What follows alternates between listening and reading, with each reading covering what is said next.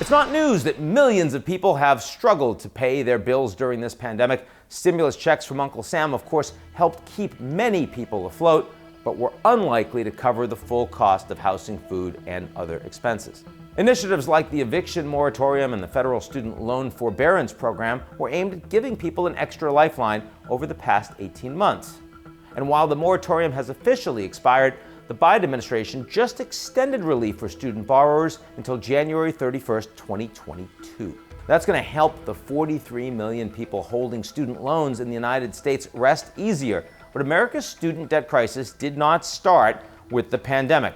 At $1.57 trillion, student loans have eclipsed consumer credit card debt and car financing as the country's top debt category.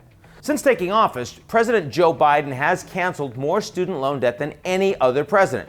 These cancellations, though, have only benefited 1% of federal loan borrowers, going primarily to people with disabilities, soldiers who have fought in war zones, and those who have experienced fraud at for-profit institutions.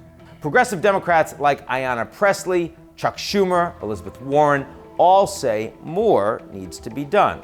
President Biden could cancel $50,000 worth of student loan debt basically with the stroke of a pen. Canceling more debt, Democrats say, would help narrow the wealth gap between black and white borrowers. It would provide extra relief from the pandemic and help stimulate the economy.